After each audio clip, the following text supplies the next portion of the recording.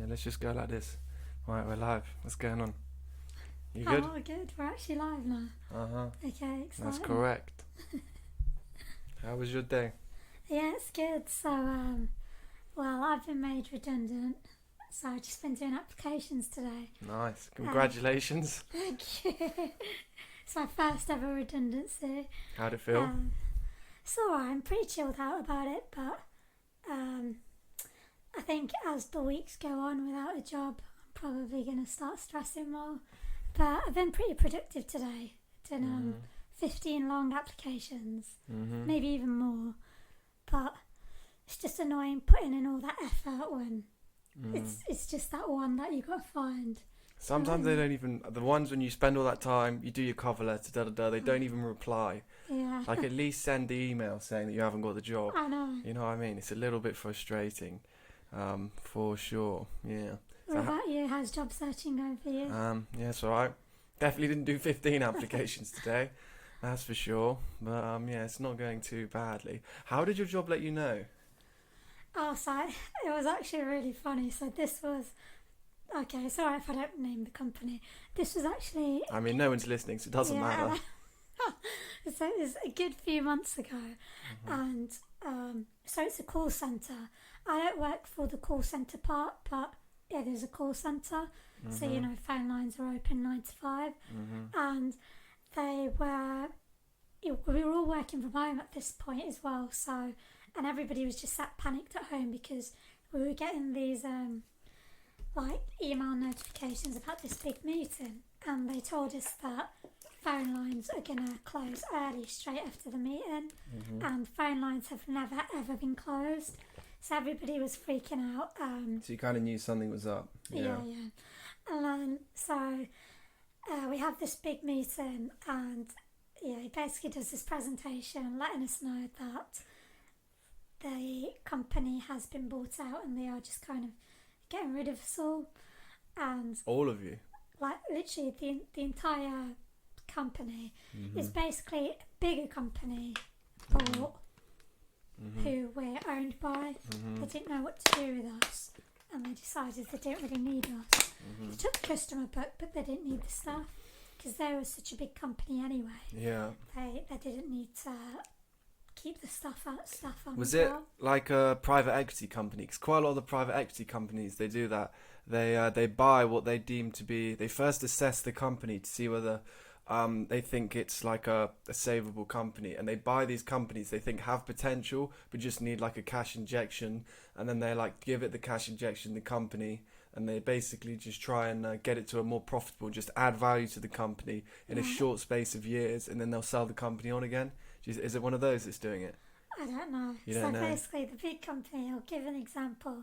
It's basically one of the major energy suppliers.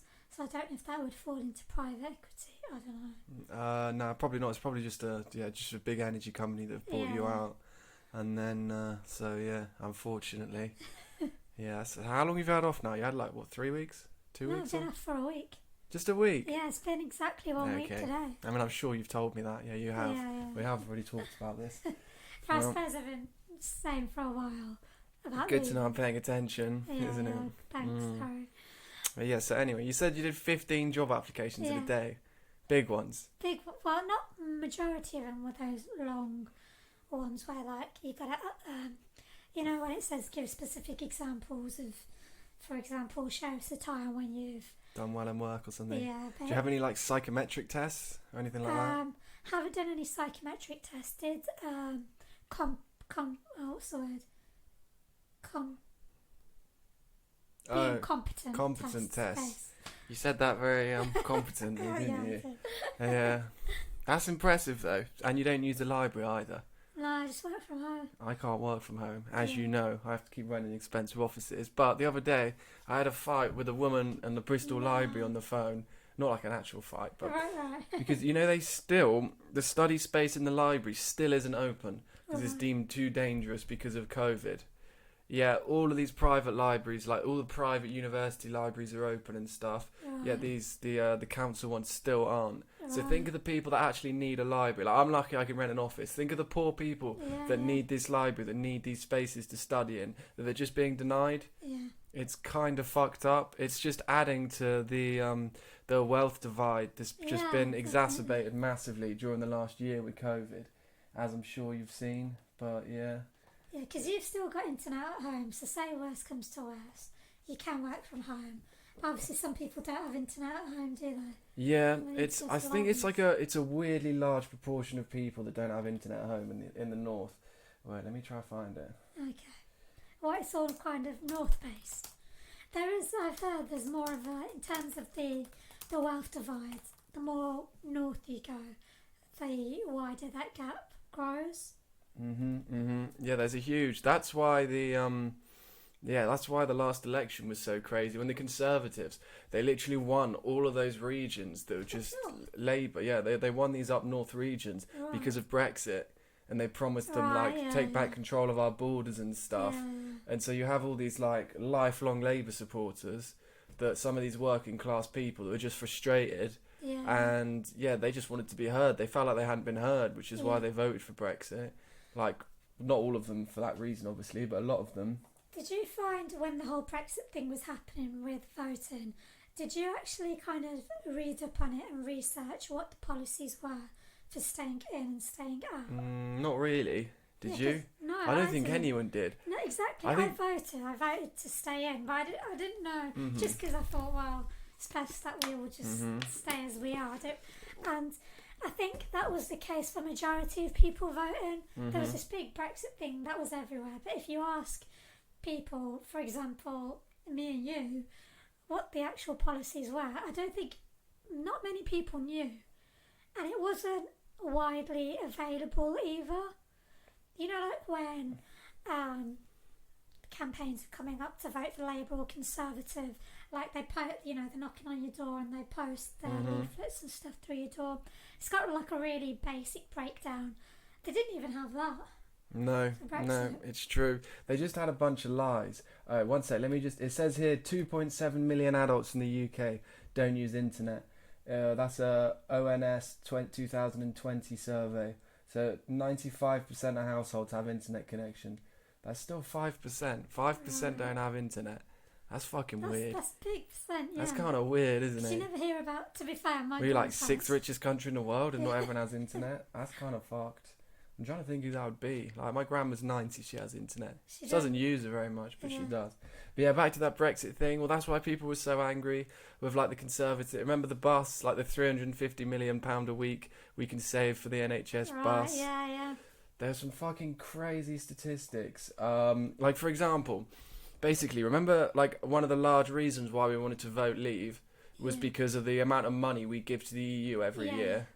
Yeah, well, I was reading ages ago. I was reading this study, and they said that because of all the business uncertainty from 2016 up until it was finalized, just recently, up until the end of 2020, there was so much business uncertainty that loads of big economies and big private investors didn't want to invest in the UK, Right. and basically as a result, like it fucked our economy a bit. But basically, this study was saying that from that economic uncertainty of because the EU's our biggest trade partner. That because of that economic uncertainty, that actually cost more than the amount of money we've paid into the EU since the start of us joining.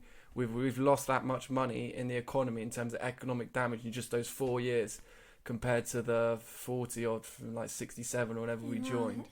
which is pretty fucking crazy, isn't Yeah. it? Yeah. When you think about it. Like, they really didn't mention that at all. But yeah, did you Yeah. hear it? No, go on.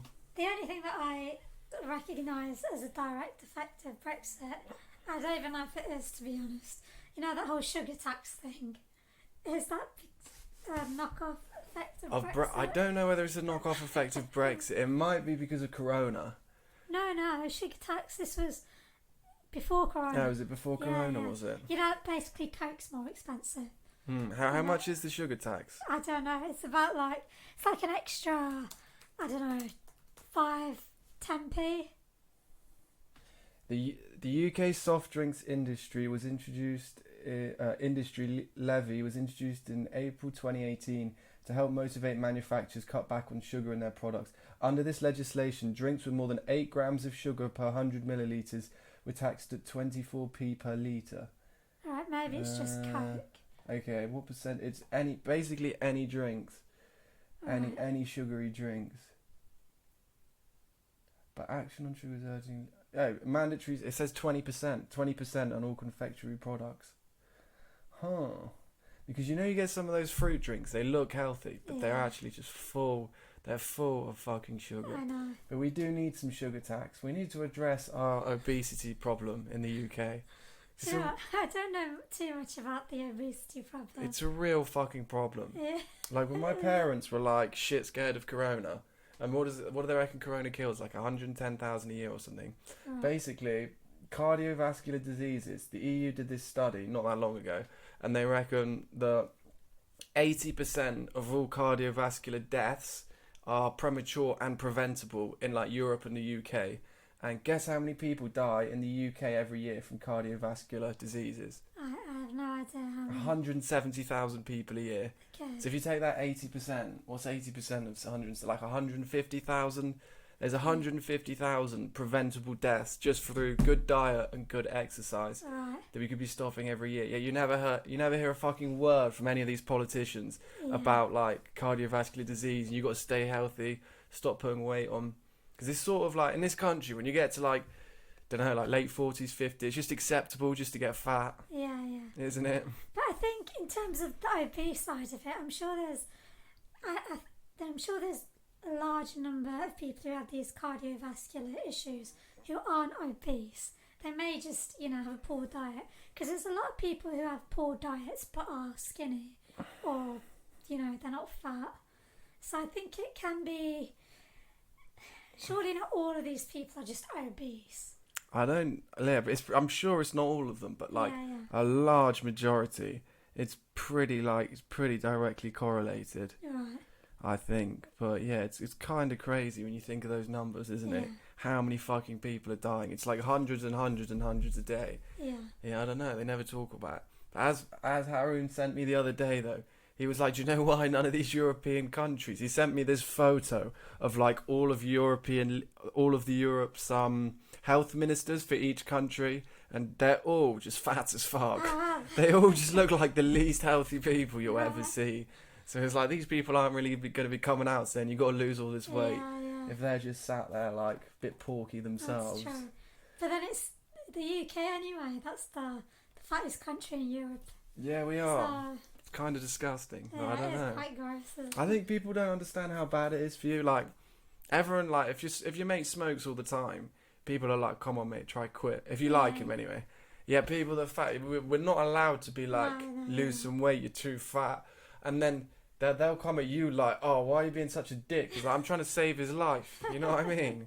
Do you know what it is? Like obviously, it's a weird culture now. You're trying to save his life, but he can see or she can see in the mirror what they look like. So I suppose they don't necessarily need external people on top of what they already may think about themselves, that you're fat so you need to lose weight.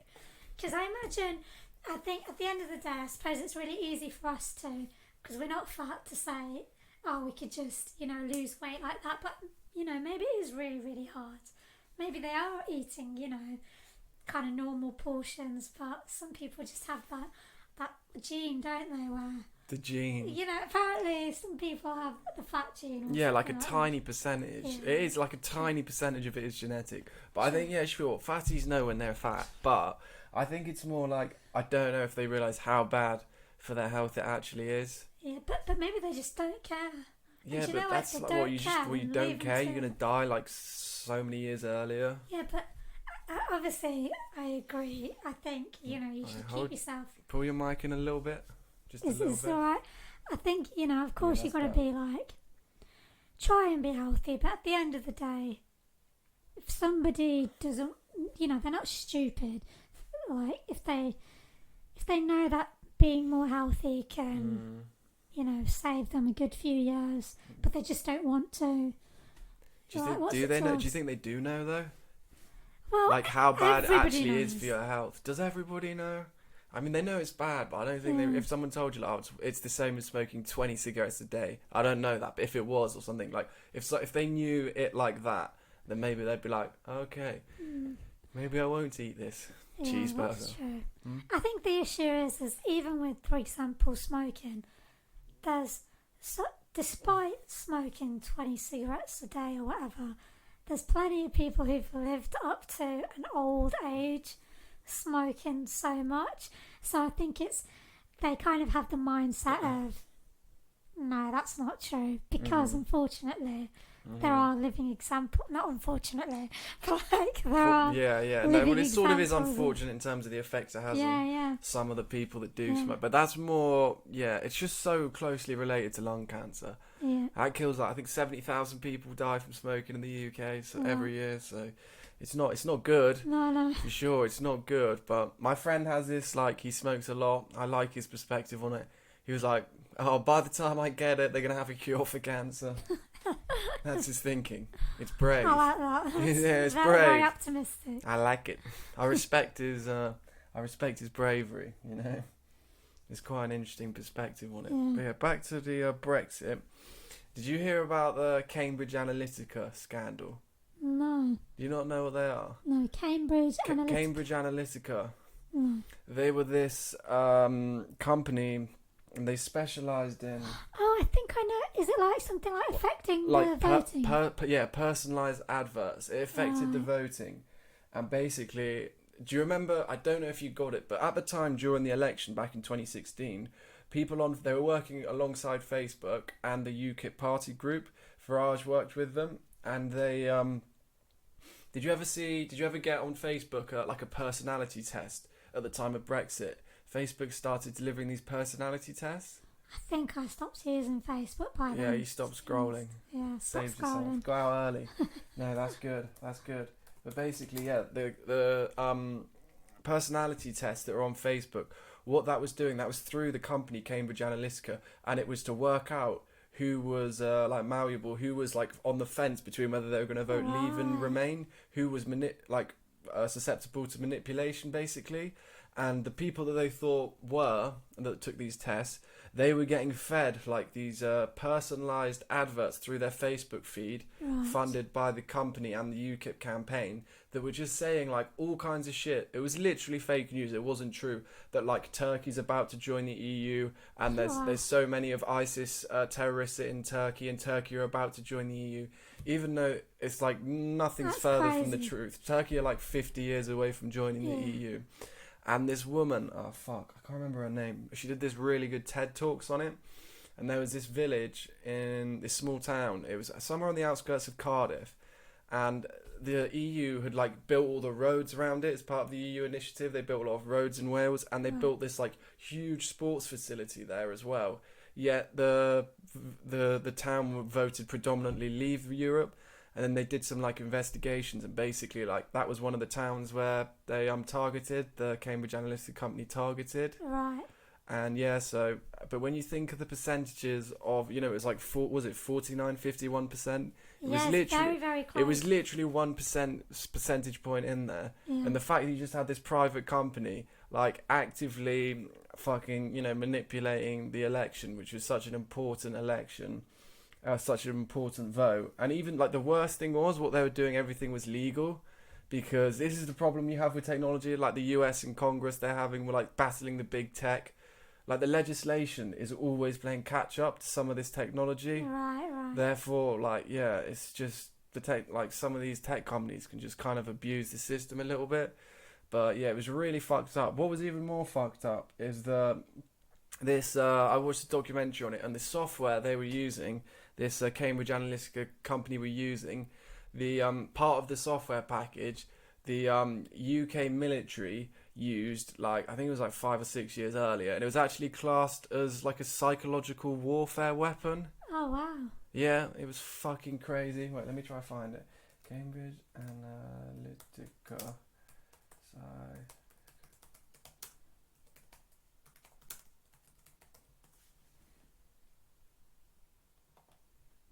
Okay, yeah, look, here we go. This is, what website's this?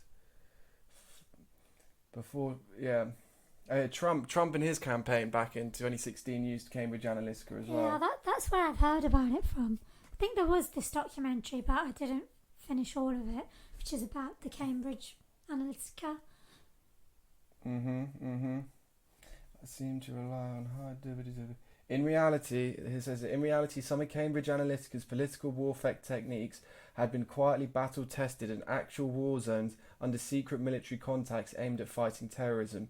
According to interviews and documents seen by Fast Company, I never heard of them, before Cambridge began working on Trump's campaign, its parent company, SCL Group, developed a set of techniques to battle extremism and disinformation for a range of defence agencies, including the British Foreign Office, the Norwegian Government Defence Research Agency, the Kingdom of Saudi Arabia, the British Army's 15 Psychological Operation Group, and multiple US agencies. I think that was the bit I got.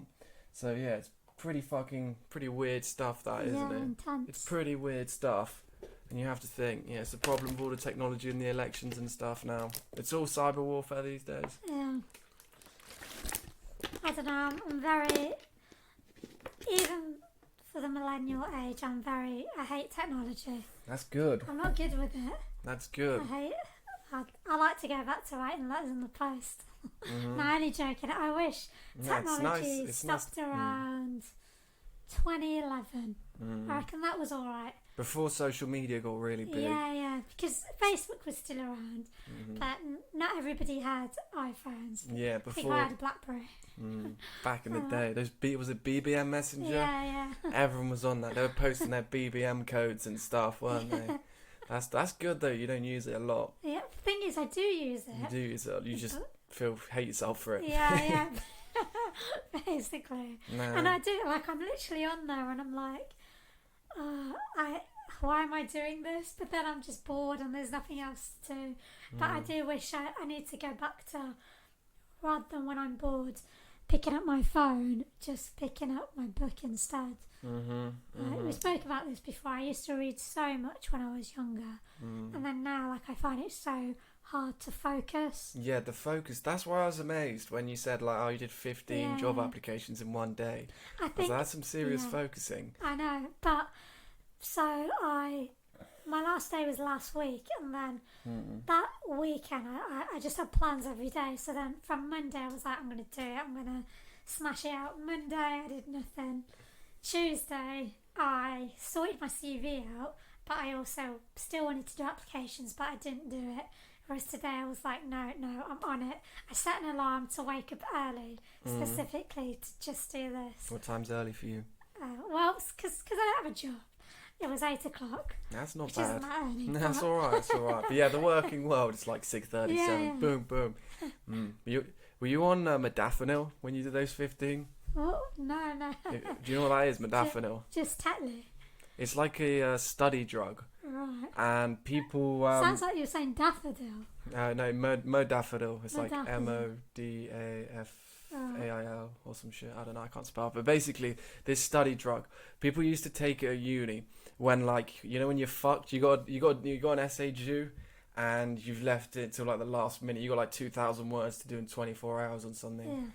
And you'd literally take this thing, and then whatever it is you're doing, you just really zone in and focus like crazy hard on this one thing. You just got to make sure it's your work you're doing, your studying. Actually, could be speed. I wouldn't say it's as strong as speed. I don't think it's like speed, to be honest. But yeah, maybe. But yeah, loads of people used to do it at university. It's like one time I got home, my flatmate was just there like madly tidying the house, doing the washing at like 2 a.m. And I was like, what the fuck's the matter with you? He's like, I'd take a modafinil. I was like, okay, that makes sense. But yeah, it just allows you to focus for crazy long periods of time. Right. Unless you have ADHD, which then I believe it...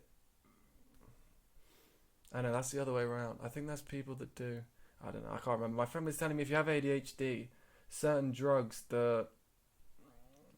It might have... I don't think it was Modaf, but certain drugs that make you like more productive, they actually slow you down. They have the adverse effect on people with ADHD. They have the adverse effects on people's brains. Right. Which is pretty fucking crazy. Weird. But I feel like way more people must be having ADHD now with the social media, these smartphones.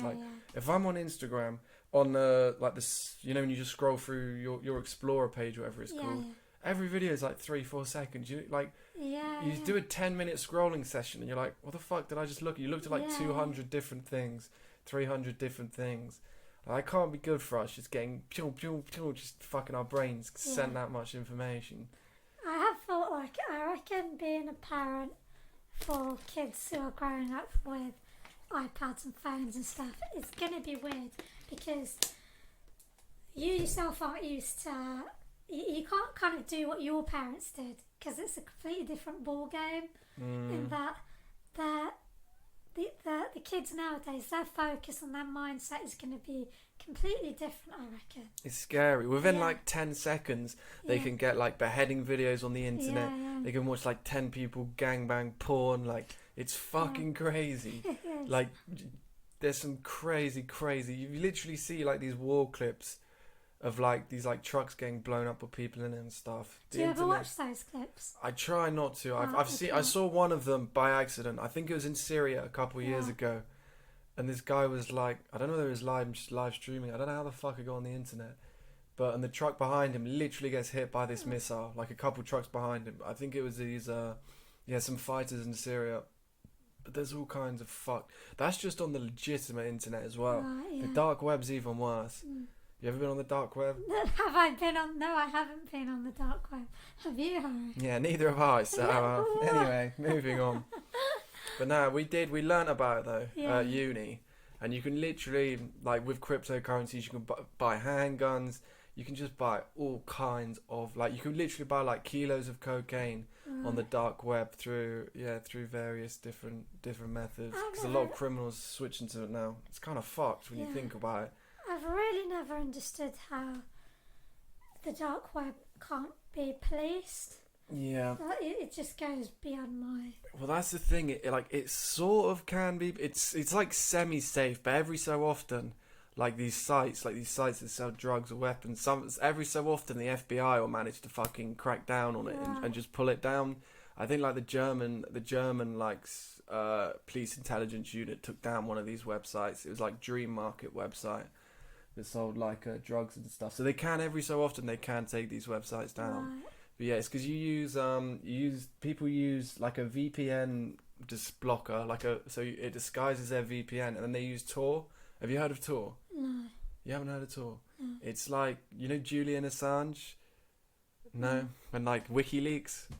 I've heard of WikiLeaks. Yeah, that's all through Tor. But basically Tor is this it's this browser where you can't be tracked. It's if you use a VPN and Tor, excuse me, you're basically untrackable. And people use it. It was originally set up, so they say, it's for help people in certain countries, whether it's like Saudi Arabia or like Eritrea or somewhere like that, where there's no freedom of speech, there's very few human rights. It gives like activists a platform to share information and network in a safe way. Because if you're doing it on the normal internet, they'll just track you down. They'll literally just track you down. Like the UK, we have like one of our technology companies sells this tracking technology to the UAE. To the UAE, and they use it to basically track all of their activists, and like sometimes they get kidnapped and shit. But yeah, our government sells them. That's a bit fucked. Yeah, that's what Tor was originally set up for. But criminals use, like, people still use it for that. Well, like WikiLeaks, the most famous example, like whistleblowers and stuff. But yeah, there's a lot of like drugs being sold, weapons being sold, even people get sold on there. People get sold, like child pornography, all kinds of fuck stuff it gets used for, unfortunately. But yeah, it's like cryptocurrencies. That's where, like, before like Bitcoin got big and in the news and famous, the cryptos, there's really only like one use for them, and that tended to be on the dark web. Right. Like these drug vendors and stuff, because obviously it's anonymous, it's very difficult to track. Yeah. It's very difficult to track, especially Monero is a tricky one to track. But basically, like there are all these drug vendors on these sites, so people would buy online drugs, and these online drug sellers would keep all their money in Bitcoin. But if you think of the people back in like 2016, 2015, these drug dealers were using these websites before Bitcoin blew up. So they would have, like, the amount of money they had would have been like times by 100 by now, because the value of Bitcoin. they would be like millionaires, multi-millionaires, these fucking criminals by now. I don't understand cryptocurrency or Bitcoin. You know? So, are you buying money that you can use electronically? Mm-hmm. The same way you transfer currency. So if you're going on holiday, you can buy some euros and there's an exchange rate. Right. But the reason why cryptocurrencies are meant to be so like revolutionary is because it's decentralized, which means there are these computers all around the world that mine Bitcoin. And each computer, there's like millions of these computers, and they each hold like one part of the code of each Bitcoin. Right. So it just basically means like it's very difficult to hack, and it's like no one owns it. It's not like normal money, which is regulated and owned by a bank. Yeah. Like thousands of computers all around the world just like sort of own it, but everyone owns it, but no one owns it at the same time, if you understand. But the reason why it's meant to have like mad potential is because like transferring money is usually like super expensive. If you're like a big institution and you need to transfer money from one country to another, it can be like really expensive and time consuming. Right. Whereas with like the cryptos, you can do it instantly and stuff. But yes, I don't know a whole lot about it. But how are you meant to move forward with cryptocurrency? Can you buy you literally go to Asda.com? Buy your groceries with it. Not Asda, that's the problem. That's the problem with it at the moment. It's not like entirely mainstream. I think PayPal. Are PayPal accepting it now? One second, let me check. PayPal. Cause that's what I was thinking, but what do you buy with it though? Yeah. This was April this year. Bitcoin have announced it will allow users to pay in Bitcoin. And yeah, some people have bought like houses and like boats and shit with it. I don't know if any in London have been bought with cryptocurrencies though, but some people have definitely bought houses. So the person who's received this payment via Bitcoin for his boat, how does he turn that into money that he can use? You like on different websites. I can't remember the name of the website, but there's websites where you can sell Bitcoin through the website. And like, see if me or you want to buy Bitcoin, we go on these websites and it kind of sets us up. There's like a vendor and it sets up the transaction, and you send someone a bank transfer of money for the right, and then they give you this wallet address, this Bitcoin wallet address, or you give them your Bitcoin wallet address, and then they send a certain amount of Bitcoin through to that wallet. Right. But there's like a third party. The website's like a third party holder, so it's in like an escrow account.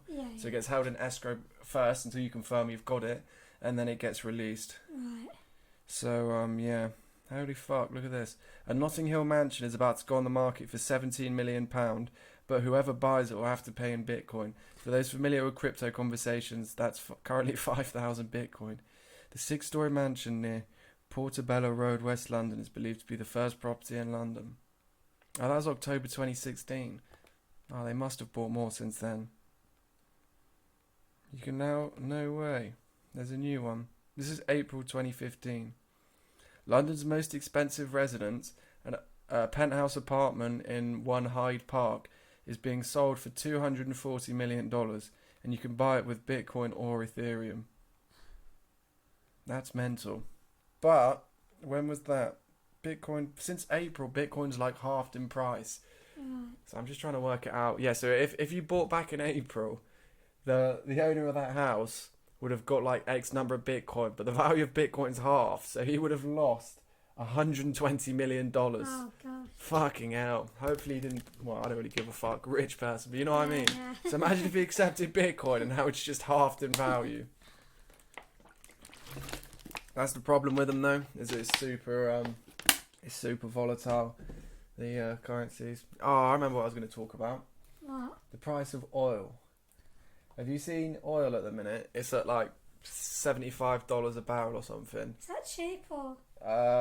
No, it's expensive. It's the highest it's been in like 2 years. So is it as a result of Corona or? COVID? No, it's a result of. Do you know OPEC? What? OPEC. OPEC. OPEC are like the like the group of oil. It's like I don't think the Russians are part of it. I think it's the UAE and the Saudis, Right. because they own like a big portion of the world's oil supply. Yeah, yeah. And it's called OPEC, and they have these meetings. But basically, they keep arguing. Saudi and the UAE keep arguing. They keep falling out about things like the war in Yemen's one thing and various things. Right. So basically, they haven't increased the supply of oil. They haven't agreed to increase production. Right. So there's too much demand at the minute. Hence, it's driving the price up. But I was thinking, think of like these taxi drivers and that. Taxi drivers and Uber drivers. Their price of petrol's gone up like 50% Oh my god. since like January, or 40% or whatever. Like are they charging more? I don't know. Have you got any Ubers recently? Has it been more expensive? No, I haven't.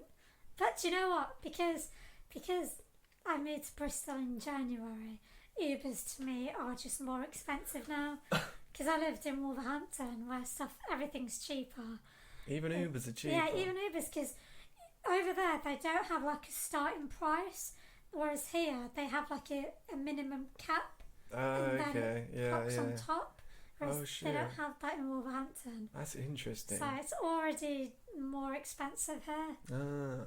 Bristol's it's an expensive city. Yeah. Like, have you ever like gone on Rightmove, and have you looked at like 2-bedroom apartments for like £1,000 or £1,200 a month in a city like Nottingham or Leicester or Birmingham, and then compared to Bristol? Yeah, that's Bristol, you terrible. get like a fucking room like this size for like your living room was smaller. Like, you get fucking tiny rooms, and you can't get shit for that money compared to up north. And do you know what it is? Like with London, obviously that's crazy as well, but you got your London wages. Bristol wages are the same as everywhere else. But the prices are, kind of like London prices, but without the increased wage. No, slightly. I think Bristol, like, our wages are a little bit higher, but not like as high. Right, Nothing right. like the London ones at all. But yeah, it's kind of crazy, that, isn't it? That's the only downside to Bristol. It's how More fucking expensive. it's an expensive city to Yeah. live in. So yeah, you got. I don't know what made me feel for those Uber drivers, but you know what I mean. Like, no one's talking about that. No one's even talking about the price of oil, really. But if that's Apart from me and my dad. if that's the barrels in, because you said $75 or whatever. Yeah. So is that affecting like The whole- British oil prices? Yeah, as well? it's like a. I don't really know how the fuck it works, but it's like a set price. You know, like the price of gold is the same price everywhere in the world. Like the price of oil is kind of like that as well. Oh, It's is like it? a set price. Like the Texas oil is like $1 or $2. Like, but it's all kept within the same price range. Yeah. But yeah, I don't really know. I don't really understand how the fuck it works. But back in the 70s, they fucked everyone. The OPEC group. Back in the 70s, they whacked the oil up. They just refused to release more, and the prices went like crazy high all over the world. So like no one could afford to drive for a while, and then like the US and that. Like, it was all a bit mad, to be fair. Going back to what you said about oil prices being the same in every country. Yeah. How? Because I'm thinking about being in India and them filling up The petrol. Yeah. Well, the because I'm like, petrol. There's no way it can be the same prices. No, in you're right. The petrol prices vary a bit. Right. The petrol prices do vary, but the price of oil per barrel per barrel. is right. like the same all over the world. That's a good point, though. But like in the US, they typically pay about half for their petrol than we do in the UK. It's like half the price. I don't know. It's a good point. I don't know why. Yeah. Well, this is what I think when I go to like these other countries. Like, how can everything else is so much cheaper there? Well, I suppose it's like wages and like Yeah, that's true. labor and everything. People get paid a lot less, but it's that's weird. true. But yeah, do you know about like Al Qaeda? You know, like, I think I fuck knows, like 4 or 5 years ago. You know, they were like one of the richest terrorist organisations in the world. Right. And the reason why they were is because the land they were fighting over, it was like half the land was oil fields. So they once they took control of some of these oil fields, they could just sell it on the black market for like, it'd be like they'd sell it for like half price on the black market. But yeah, so for like many years, that's how like Al Qaeda were majority funded, just through like the selling of the black market oil. Right. Yeah, good that, innit? So, and in terms of buying the oil, so I assume it was legal companies buying the oil, or no? Or was it What, without from Al Qaeda? from the black market? Yeah, it's black market. It was all black market sales. But who was?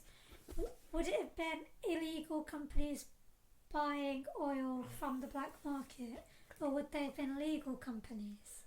Oh, I see what you're saying. Well, I'm sure some legal companies did, but you'd think illegal. Let me try to find out. Al Qaeda. Like, I'll see what this is saying. Okay, this one's saying ISIS. Maybe it was ISIS, not Al Qaeda. Either way, let's see what this article's saying.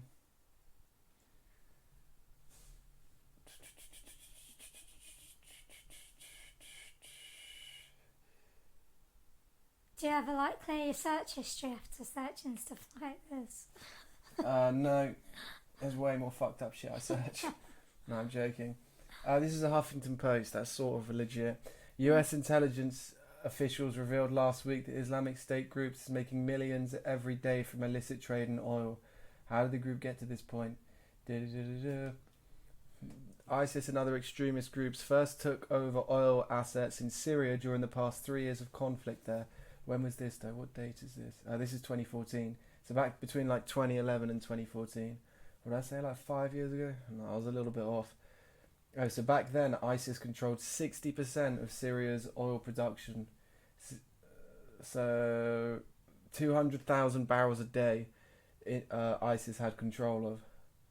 Same thing happened in Iraq under ISIS as well, but 80,000 barrels a day. That's pretty crazy. Yeah, see, they said they sold them between $20 and $60, well below the price at the time of $80 per barrel. Interesting.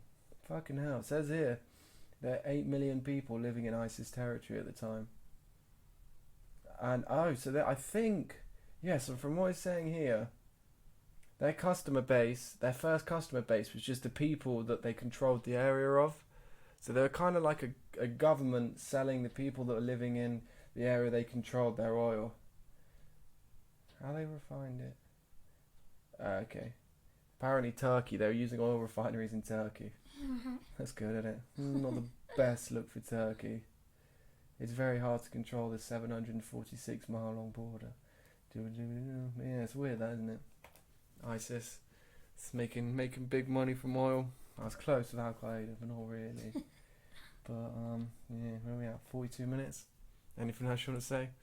Nah, that's all. You good? All right. Yeah. I'll wrap it up. Cool. Peace.